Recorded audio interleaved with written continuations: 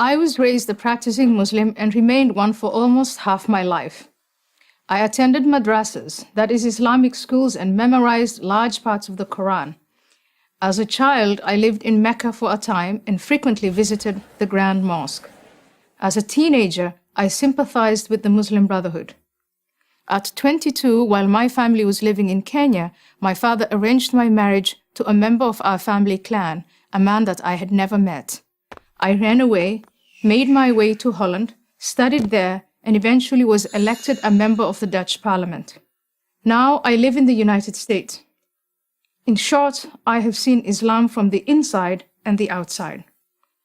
I believe that a reform of Islam is necessary and possible, and only Muslims can make that reform a reality. But we in the West cannot remain on the sidelines as though the outcome of this struggle has nothing to do with us.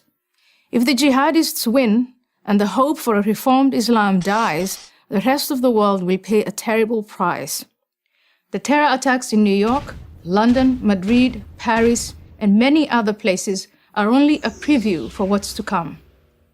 For this reason, I believe that it's foolish to insist, as Western leaders habitually do, that the violent acts committed in the name of Islam can somehow be divorced from the religion itself. For more than a decade, my message has been simple. Islam is not a religion of peace. When I assert this, I do not mean that Islamic belief makes all Muslims violent. This is manifestly not the case. There are many millions of peaceful Muslims in the world. What I do say is that the call to violence and the justification for it are explicitly stated in the sacred texts of Islam. Moreover, this theologically sanctioned violence is there to be activated by any number of offenses, including, but not limited to, adultery, blasphemy, homosexuality, and apostasy, that is, to leave Islam. Those who tolerate this intolerance do so at their peril. As someone who has known what it is to live without freedom, I watch in amazement as those who call themselves liberals and progressives, people who claim to believe so fervently in individual liberty and minority rights, make common cause with the forces in the world that manifestly pose the greatest threat to that very freedom and those very minorities. In 2014, I was invited to accept an honorary degree from Brandeis University for the work I have done on behalf of women's rights in the Muslim world. That invitation was withdrawn after professors and students protested my criticism of Islam. My subsequent disinvitation, as it came to be called, was no favor to Muslims, just the opposite.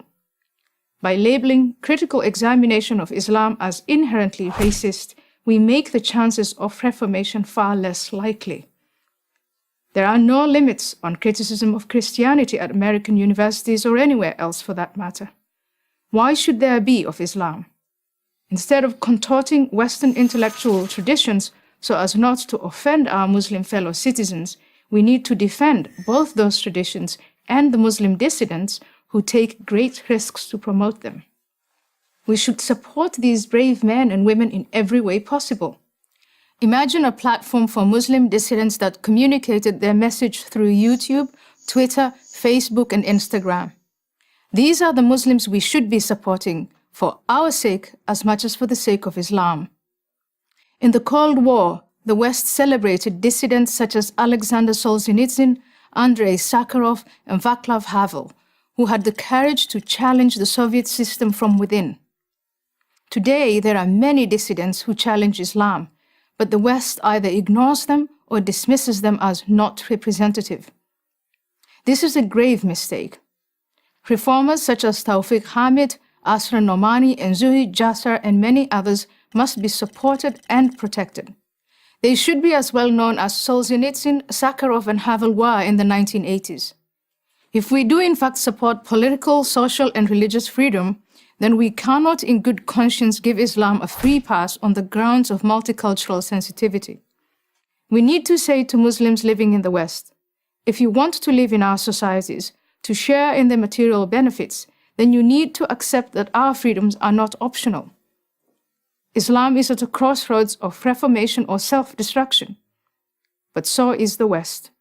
I'm Ayan Hirsi Ali of Harvard University for Prager University. To subscribe to our YouTube channel, click here. To help keep our videos free, donate here.